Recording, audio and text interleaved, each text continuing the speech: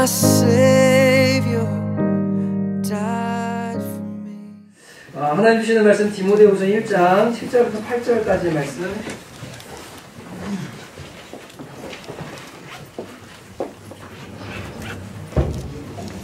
디모데후서 1장 7절부터 8절입니다. 두 절만 함께 읽겠습니다. 제동경은 343페이지입니다.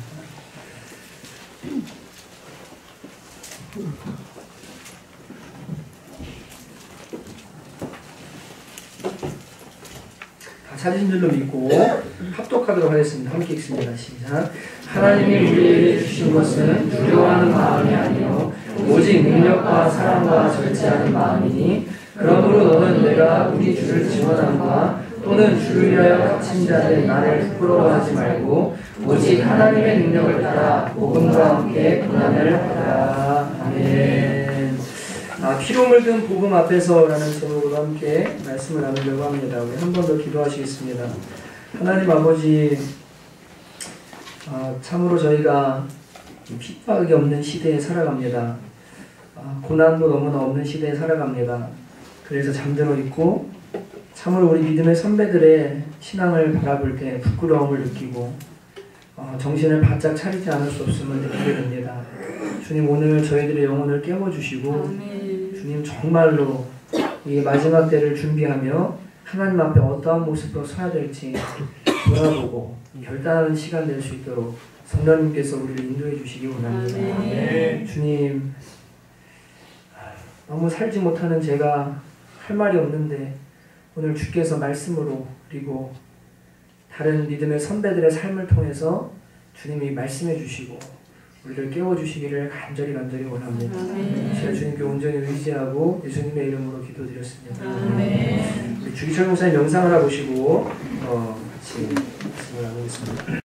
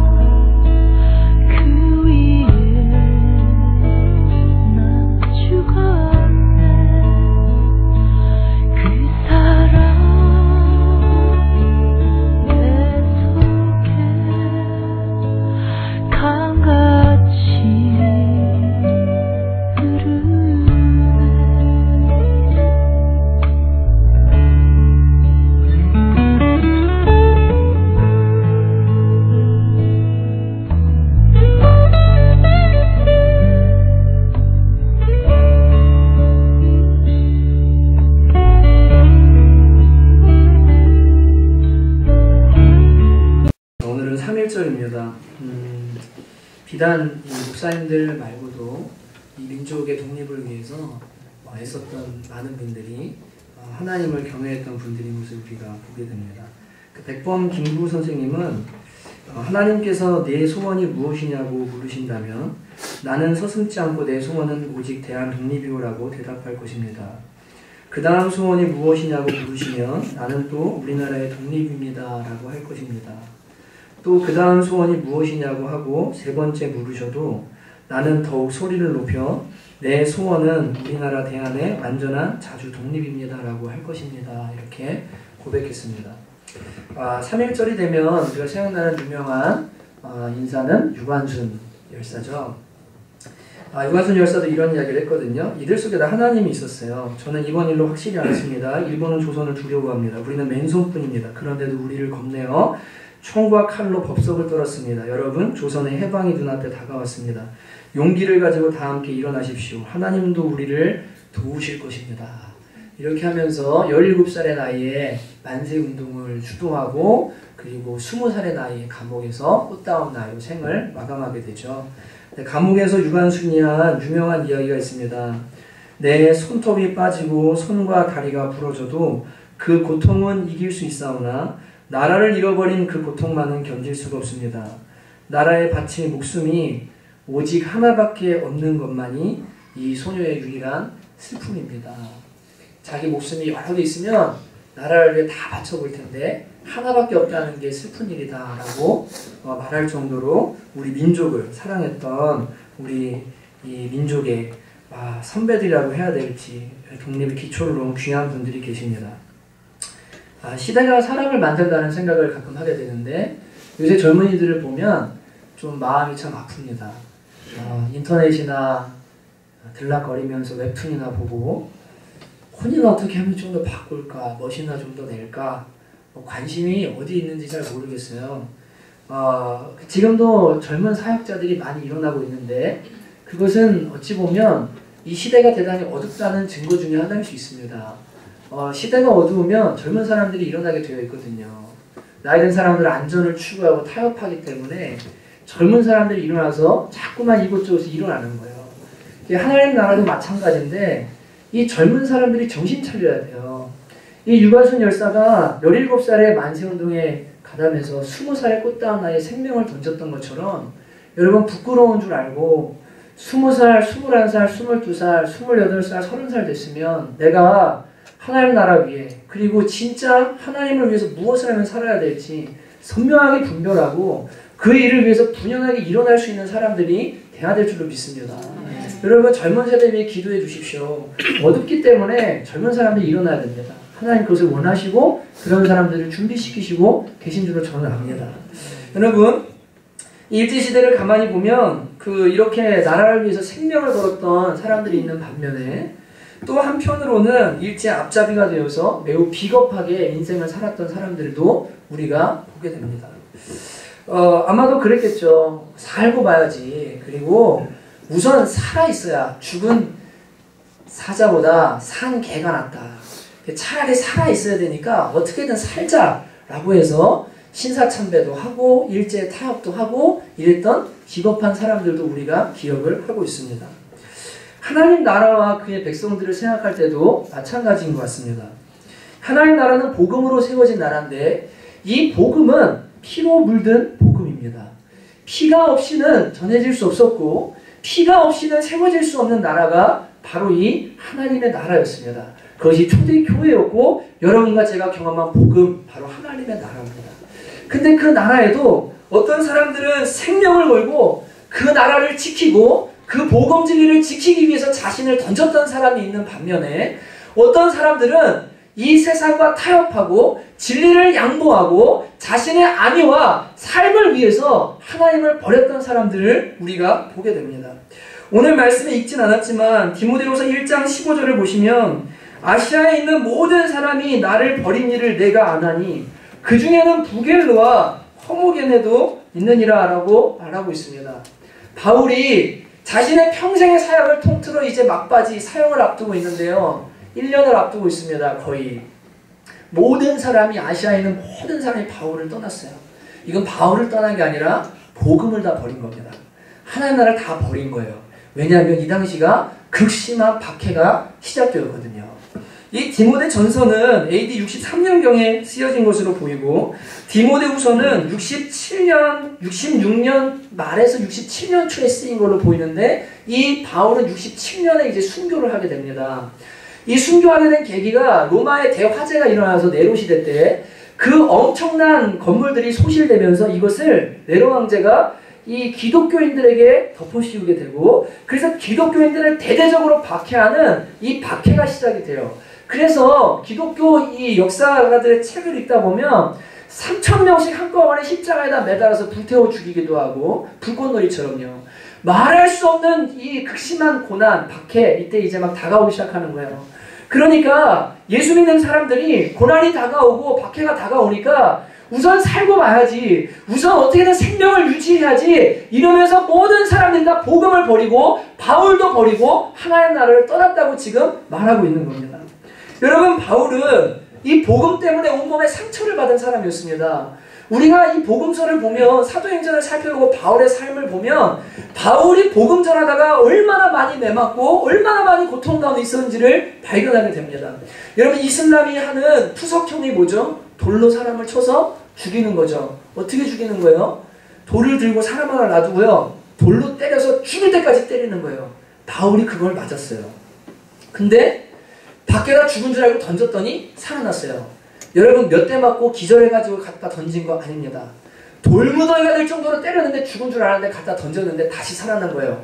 온몸에 예수의 흔적, 스티그마타 투 예수스.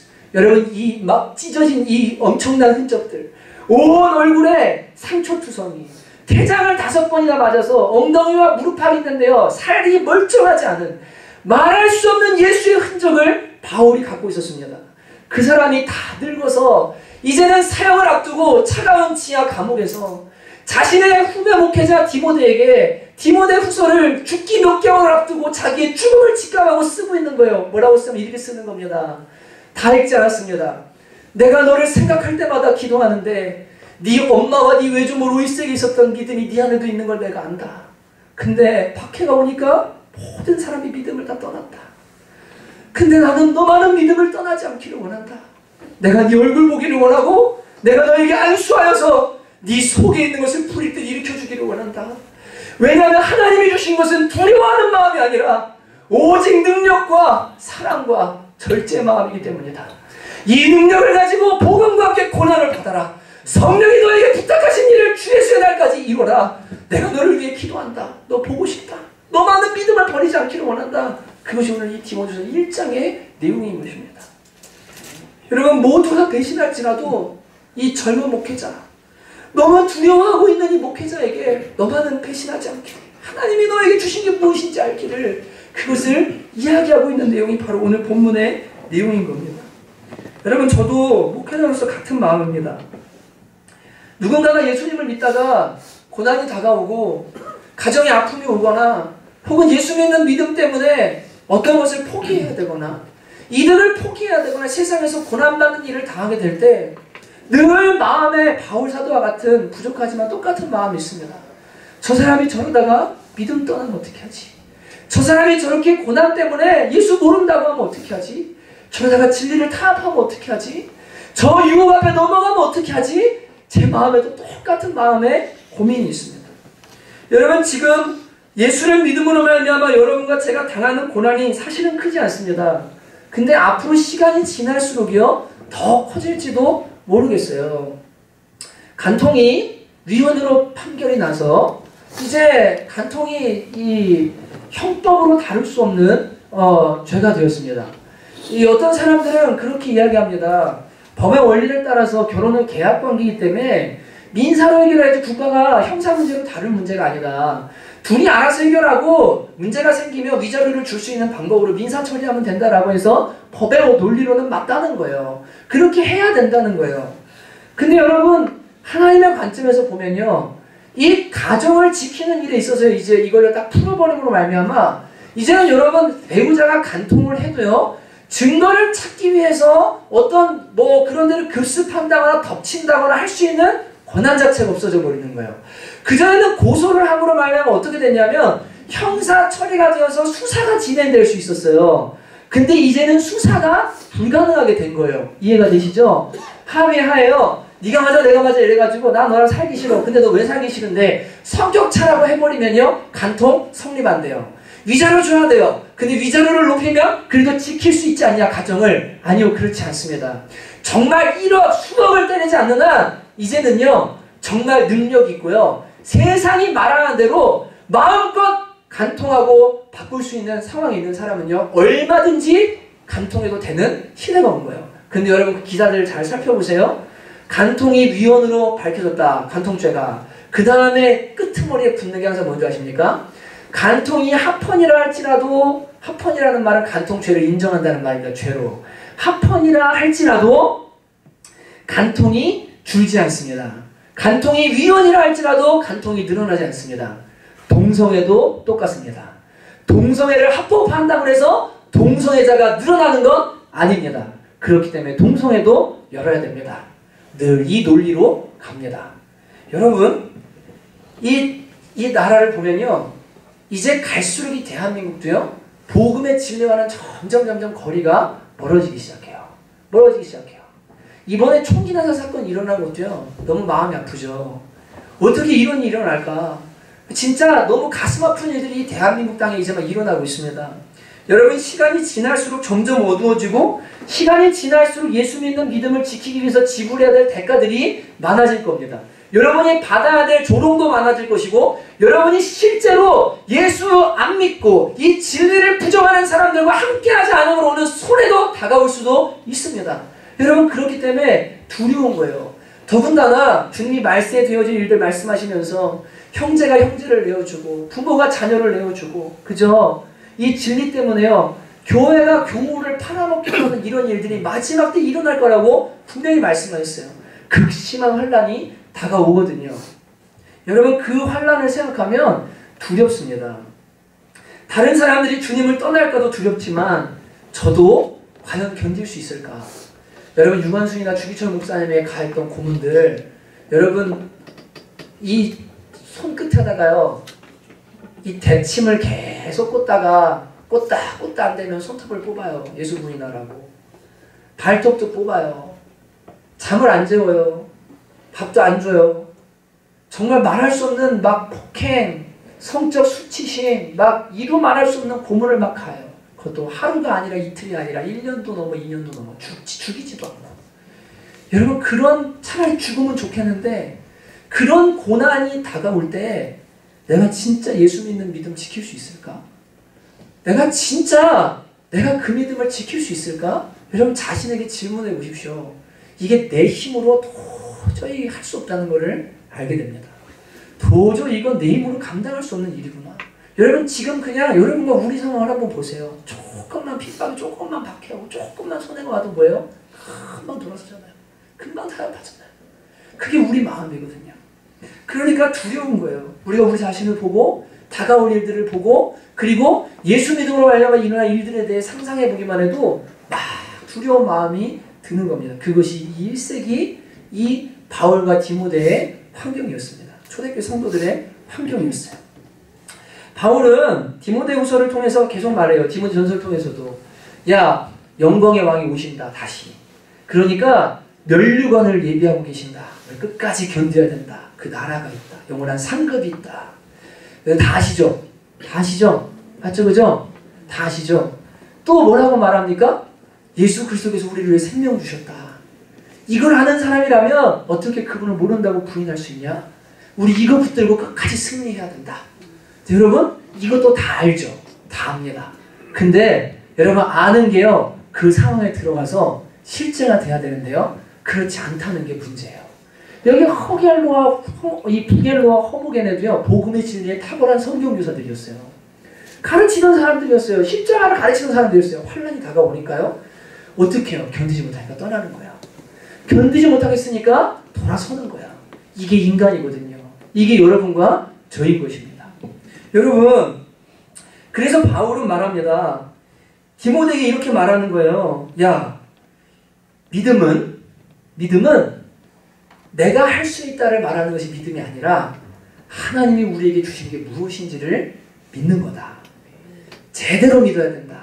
그래서 뭐라고 하냐면 하나님이 우리에게 주신 것은 두려워하는 마음이 아니라 오직 능력, 두나미스, 파워.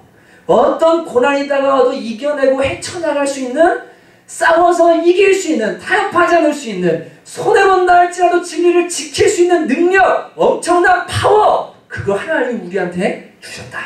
또 사랑, 아가파오.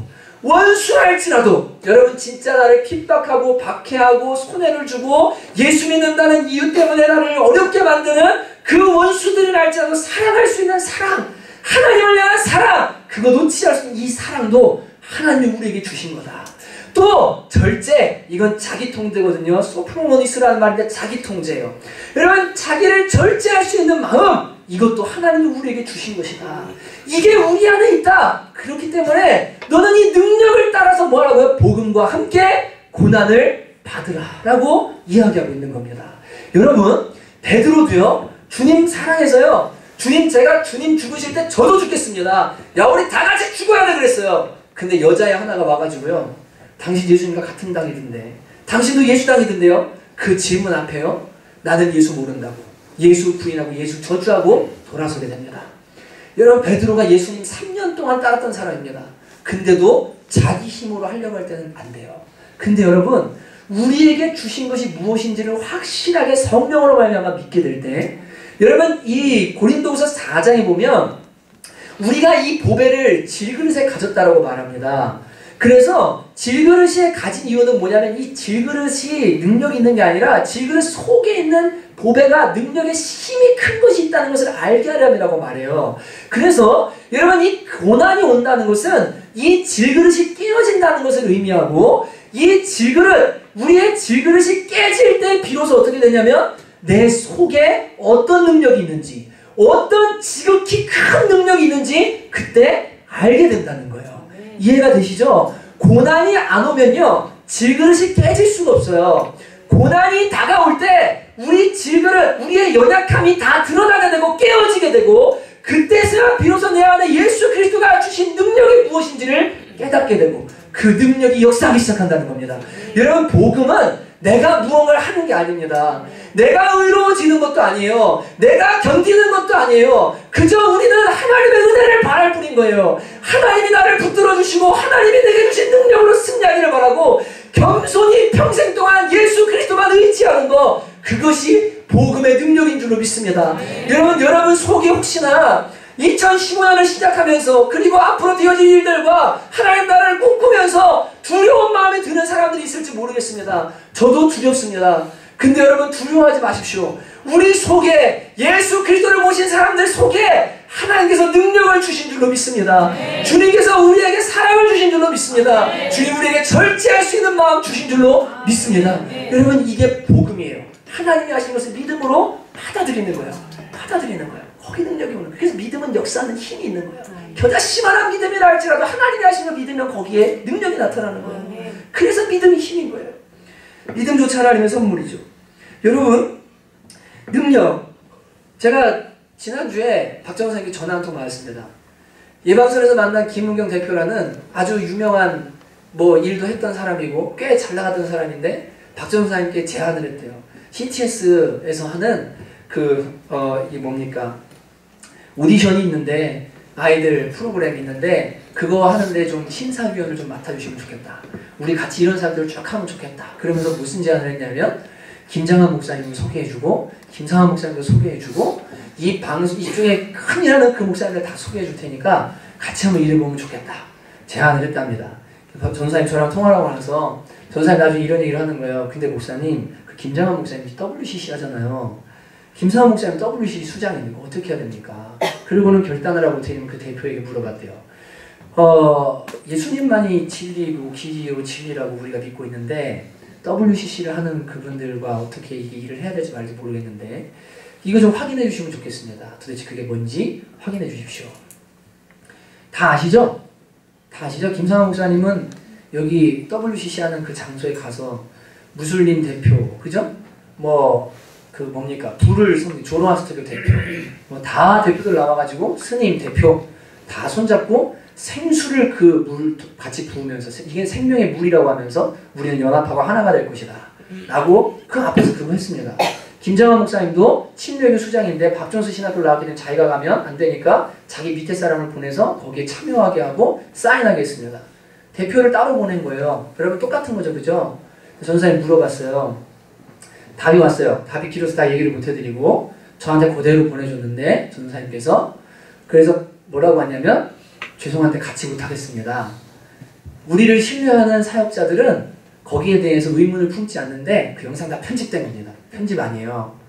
그냥 통으로거든요. 다 편집된 거고 다 저긴데 그리고 뭐라고 하냐면 목요일 날이었는데 내일 CTS의 심사위원으로 가기로 한 그것까지 뭐냐면 다 캔슬을 해버린 거예요. 죄송하지만 안 되겠습니다라고. 여러분 인간적으로 생각하면요. 기독교 제일 큰 방송국 두 군데 수장이라고 말하는 사람들 잠깐 눈 딱 감고 타협해서 이용하면 되지. 손 좀 잡으면 되지. 그리고 필요한 것만 좀 얻어내면 되지. 할 수 있을지 모르겠어요. 근데 거절하는 거예요. 거절하는 거예요. 여러분 이게 능력인 줄로 믿습니다. 네. 여러분 오늘 말씀의 능력은요. 여러분 예수 믿음으로 이 세상에 있는 걸 취하기 위해서 대단한 일을 하는 걸 능력이라고 말하지 않아요. 능력으로 함께 복음과 함께 뭐하고요? 고난을 받으라고 말해요. 네 속에 있는 능력은 진리를 지키는 능력이고 하나님 한 분만을 어떤 고난과 환난 가운데도 경배할 수 있는 능력이라고 말씀하십니다. 이 능력이 우리 안에 주어져 있는 거예요. 여러분 내가 이 어떤 결정 앞에서 타협하고 손잡지 않으면 크게 위협당하고 대단히 어려움 당할 것 같고 어쩌면 박전사님 마음에 그런 마음이 들었을지 모르겠어요. 내가 이러다가 기독교 사역자로서 찍히는 거 아니야? 이러다가 이 기독교 사역자 찍혀서 그 CS 보컬 원장 거기서 사역하는 사람들 같이 하는 사람 너무 극단적이야. 어떻게 저럴 수 있어라고 하면서 이러다가 어려움 당하는 거 아니야? 이런 인간적인 생각이 들 수도 있겠죠. 근데 여러분 주님을 제대로 알고 그분을 믿는 사람이라면 이렇게 할 수가 없는 거예요. 없는 거예요. 여러분 그때 하나님이 기뻐하는 것을 선택할 수 있는 능력 있죠? 이게 능력입니다. 아멘이십니까? 네. 이거 우리한테 주셨어요. 고난이 다가와 봐야 그때 이 능력이 나한테 있다는 걸 알게 되는 거예요. 네. 여러분 믿음으로 그 주님을 의지하세요. 사랑. 지난주에 오랫동안 아빠와의 대화를 놓고 고민했던 형제가 편지를 했대요. 아빠한테. 이 가정에 8년여 동안 아빠랑 대화가 없었는데 하나님 주시는 마음 때문에 편지를 써서 아빠한테 가게에 계신 아빠한테 가져다 드렸답니다. 아빠도 답을 했다고 그러더라고요. 우리 가족 사랑하면서 살자고 이제는. 그리고 돌아오는 주에 몇 년 만인지 모르겠어요. 8년 이상인 거라고 들었는데 온 가족이 처음으로 식사를 한답니다. 식사를 한답니다. 여러분 사람이 고난받고 박해받고 나 손해보주고 아프게 하면요. 있던 사랑도 없어져요. 맞죠? 그죠? 이게 사람이에요.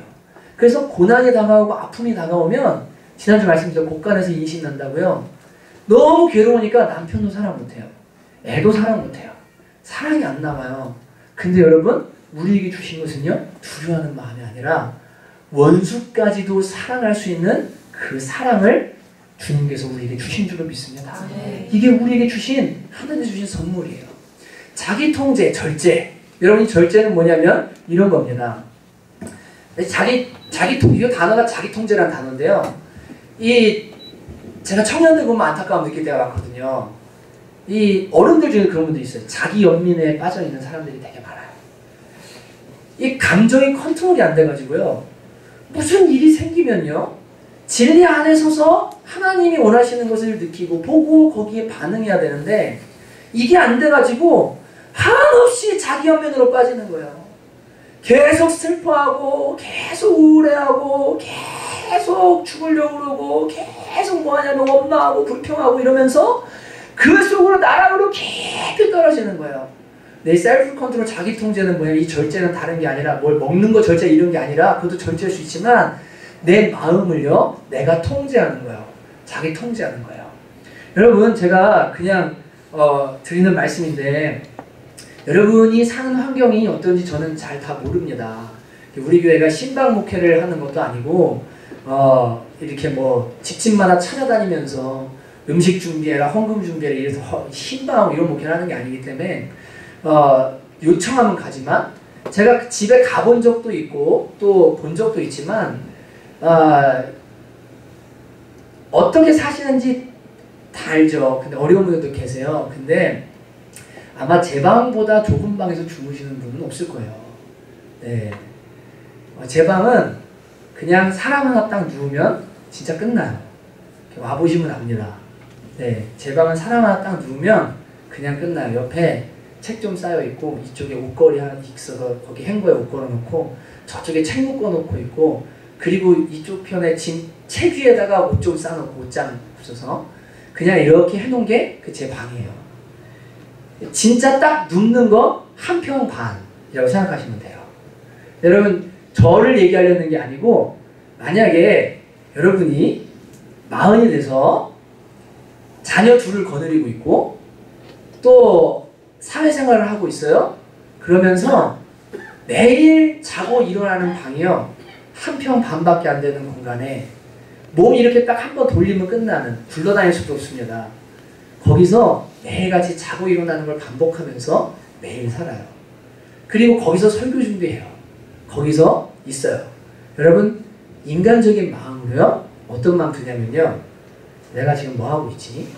내가 잘 살고 있는 게 맞나? 내가 지금 이렇게 사는 게 맞는 건가? 때로는 어쩔 때는요. 그 방에 딱 들어가면요. 지난 몇 주 동안 일이었어요. 마음이 답답해지는 거예요. 제가. 마음 답답해지는 거예요. 우울해지는 거예요. 집에 들어가기가 싫어지는 거예요. 방에 들어가기가 싫어지는 거예요. 여러분 근데 그때 성령이시는 자기 통제가 안 일어나잖아요. 그러면 계속해서 뭐 하냐면요. 원망, 불평, 짜증, 우울 이쪽으로 계속 빠져요. 근데 하나님 주시는 자기 통제가 있는 사람은요. 자꾸만 소망을 봐요. 자꾸만 하나님 나라를 봐요. 자꾸만 주님의 비전을 봐요. 그래서 지금 눈에 보이는 상황과 환경과 사람들이 아니고 하나님이 보라고 하시는 것을 자꾸 볼 수 있게 돼요. 그래서 다스릴 수 있게 돼요. 여러분 그런 우울, 그런 어떤 절망 이런 것들에 빠지지 않을 수 있는 능력이 뭐냐면 바로 자기 통제의 능력입니다. 여러분들 속에 좀 어려움이 오고 고난이 올 때 이겨내고 승리하고 막 하나님의 비전이 보이고 이러는 게 아니라 자꾸만 내 내면으로 상황으로 그리고 원망으로 막 나락으로 떨어지는 마음 있죠. 이거는 자기 통제를 못하는 마음인 거예요. 근데 하나님은 이 마음을 우리에게 주세요. 복음을 받아들인 사람이 이 마음을 주세요. 그래서 설령 그가 감옥에 들어가 있다 할지라도 하늘의 평안을 누릴 수 있는 사람으로 바꿔주세요. 그렇지 않으면 고난과 박해 속에서 견딜 수가 없거든요.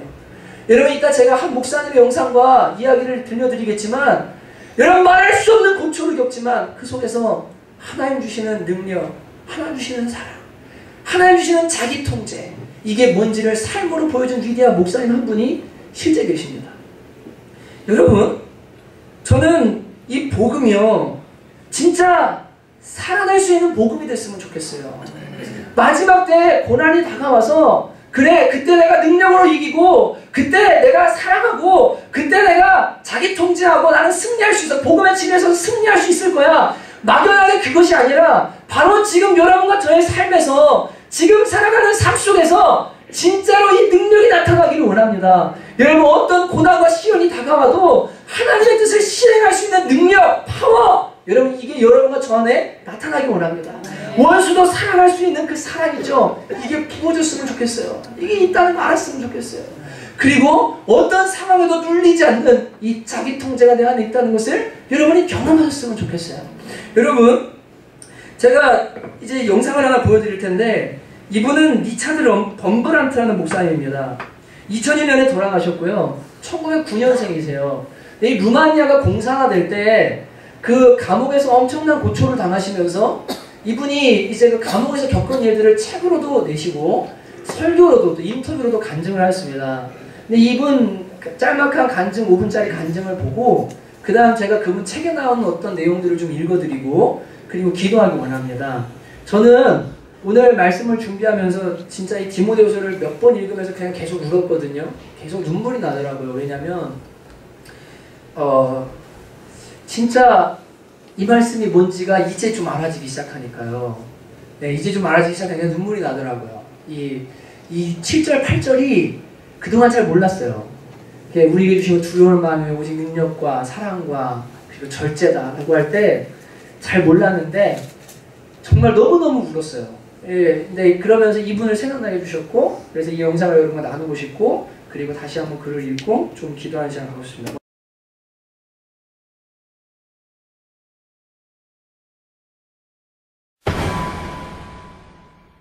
We were in a prison cell, some 30 prisoners. The door was unlocked, a new prisoner was pushed in. First we did not recognize him. Then one exclaimed, but this is Captain Popescu, one of the worst torturers of the communist secret police, and now he was a prisoner with us together. And we asked him how he did arrive with us. And he said that he sat one day in his office, and the soldier on duty entered and said, outside is a boy with a pot of flowers for your wife. The captain wondered, said, let the boy enter. And the boy entered and said, Comrade Captain, you are the one who have put in prison my father and my mother. Today is my mother's birthday. I had the habit every year on this day out of my little pocket money to buy her a pot of flowers. Because of you, I have no mother to rejoice today. But my mother is a Christian and has taught us, her children, to love our enemies and to reward evil with good. And as because of you I have no mother to rejoice, I thought to rejoice the mother of your children. Please take this pot of flowers to your wife and tell her about my love and about the love of Christ. It was too much even for a communist torturer. Tears ran upon his cheek. He embraced the child. He has also been created in the image of God. He could not torture anymore. He could not beat anymore. He ended with us in prison. For Christians it was not difficult to forgive. We would find it very difficult not to forgive. I remember that a pastor who has been terribly beaten has been thrown into our cells, into our cell, and we washed him a little bit, and then when he came to himself, I asked him, could you say the prayer, Father, forgive them because they don't know what they do? And he told me I could not. Jesus was innocent, and therefore he could say like this, my prayer must be, Father, forgive me and them, because we both don't know what we do. I am also a sinner. And knowing that I am also a sinner, as the communist is a sinner, we have to forgive each other, and we have to be forgiven by God. And even some of the non-Christians, even communists, could forgive. They are all, there is something Christian in every heart. St. Augustine says that the human heart is naturally Christian. Everyone who is a communist or a non-Christian is outside of his real place. The Irish poet W.B. Yeats has said that too much suffering makes a stone of the heart. I mean, have you found that your suffering has in fact impoverished you, or has it made you feel? He is right that it makes, that too much suffering makes a stone of the heart, but it can make a precious stone. Diamond is nothing else than black coal under very high pressure. And suffering has made Christians, some of them, to be saints of whom we did not feel worthy to untie their shoelaces. I have known a Christian pastor, a Presbyterian. I have been with him some 5 years in prison. He suffered horribly. He had left 7 children behind, and his wife and his 7 children have been deported. In 5 years of prison, he never committed a sin. We all the others were so afraid, we said, if a Christian must be like him, nobody can enter in heaven. After 5 years, he had for a minute an explosion of anger. Then we all embraced him and said, how good that you have also a sin. You are giving us a hope. Some Christians have become pearls under this suffering of the underground church. We have had a girl who belonged to the underground church and had to be arrested. And out of a refinement of cruelty, the secret police delayed her arrest until the day of her marriage. And when she was arrayed as a bride, they came to take her. And when she was handcuffed, she kissed the chains and said, I thank my heavenly bridegroom for this beautiful gift which he sent to me on the day of my marriage feast. When she came out after 5 years of prison, she had her teeth broken, her bones broken. She looked an old woman with wrinkles, but there was a halo around her head. Suffering makes you to be a stone, sometimes a very precious stone. 여러분, 이 엄청난 박해 속에서 일어난 일들에 대해서 이분이 얘기를 하는 겁니다. 여러분, 능력, 사랑, 자기 절제, 이게 없으면요 저렇게 감옥에서 견뎌낼 수가 없어요.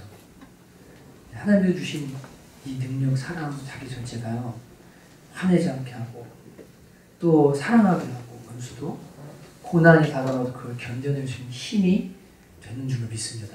이분이 여기 책에 이런 글을 썼거든요. 제가 읽어드릴게요.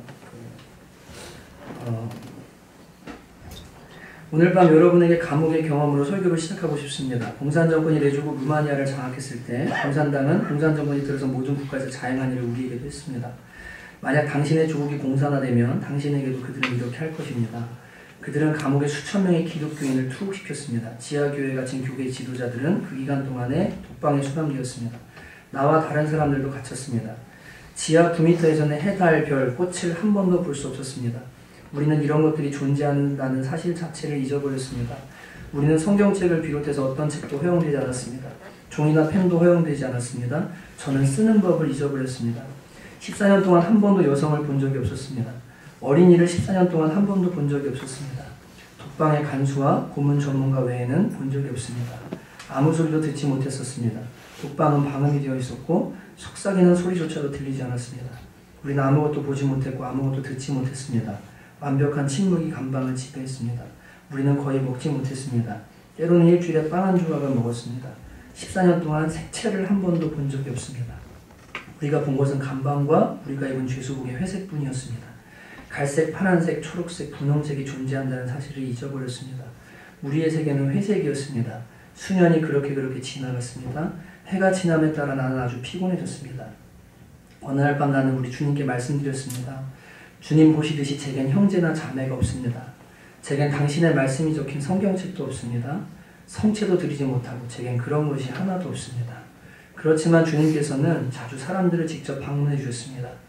기독교인을 죽이고 학대한 다소의 바울 같은 악한 사람에게도 나타나 주셨습니다. 제게는 대화를 나눌 사람이 아무도 없었습니다. 그래서 주님, 오늘 제게 말씀을 좀 해주시겠습니까? 라고 질문했습니다. 내가 주님께 제게 말씀해 주십시오 라고 했을 때 그분의 음성이 들렸습니다. 나는 위로의 말씀을, 내 믿음을 경고케 할 말씀을 주실 것이라고 기대했는데 뜻밖의 말씀을 하셨습니다. 그분은 제게 질문을 했습니다. 너의 이름이 무엇이냐? 예수님은 하나님이시라고 믿었기에 하나님은 제 이름을 당연히 알고 있으리라고 생각했기에 하나님께서 누군가의 이름을 묻는다는 것은 이상한 일처럼 느껴졌습니다. 그러나 하나님께서 그전에도 이런 이상한 질문을 하신 적이 있습니다. 아담에게 내가 어디 있느냐라고 질문했습니다.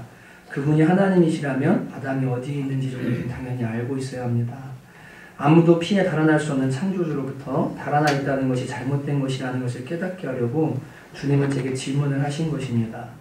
너의 이름이 무엇이냐? 저의 평생에 내 이름이 리처드라고 알고 있었습니다. 그러나 그 순간 나는 예수 그리스도께 내 이름이 리처드라고 말씀드릴 수 없었습니다. 나는 교회사에서 영국에 리처드라는 성인이 있었다는 것을 알고 있었습니다. 그는 신앙 때문에 사형을 받았습니다. 그 성인과 내 이름이 같았습니다. 나는 제 이름은 리처드입니다라고 주님께 말씀드리기가 두려웠습니다. 내가 제 이름은 리처드입니다라고 하면 주님이 너는 성인 리처드와 닮았느냐라고 물으실까봐 겁이 났습니다. 나는 그와 닮지 않았다는 사실을 알고 있었기에 리처드라고 대답할 수 없었습니다. 저는 기독교입니다라고 한다면 1세기 로마의 핍박 아래 기독교인들은 경기장에서 사자밥이 되기 위해 끌려갔다는 사실을 알고 있었고 내가 그런 기독교인들처럼 용감하지 않았기에 그렇게 대답할 수도 없었습니다. 저는 목사입니다라고도 감히 말할 수 없었습니다. 목사는 밤낮으로 양들을 돌봐야 하는데 나는 그렇게 하지 못했습니다. 그분이 내게 내 이름이 무엇이냐라고 물으실 때 나는 고개를 숙이고 말했습니다. 주님, 저는 이름이 없습니다. 제가 주님의 이름을 지니도록 허락해 주십시오. 예수님이 진정으로 우리에게 원하시는 것이 그것입니다. 바울은 그것을 이해했습니다. 이제는 내가 사는 것이 아닙니다. 옛사람 바울이나 거듭난 바울도 아니고 살인하였던 살인자 악한 바울도 아니고 사도가 되어 업적을 남긴 새로운 바울도 아닙니다. 악한 자나 마든 미덕을 가진 자도 아닙니다. 나는 온전히 없어져야 합니다. 내가 사는 것이 아니고 그리스도가 내 안에 사시는 것이 되어야 됩니다. 여러분, 내 힘으로 뭐 하려고 그러면요, 안 돼요. 안 되더라고요. 주님이 나를 위해 죽으신 거 다 알아요. 그리고 내가 이 고난을 이겨내고 영광스러운 상급도 받아야 머리로 다 알아요. 근데 이게 안 돼요. 이게 문제예요. 로마서 5장 5절에 성령으로 알면 하나님의 사랑이 우리 마음에 부음받는다라고 하시는데, 성령께서 우리 마음에 이 능력과 사랑과 절제, 이 은혜로 부어주지 않으시면요, 우리 힘으로는 안 돼요. 진짜 안 돼요. 그래서 우리가 할 고백은, 주님 저는 죽고 제 안에 예수님 살기 원합니다.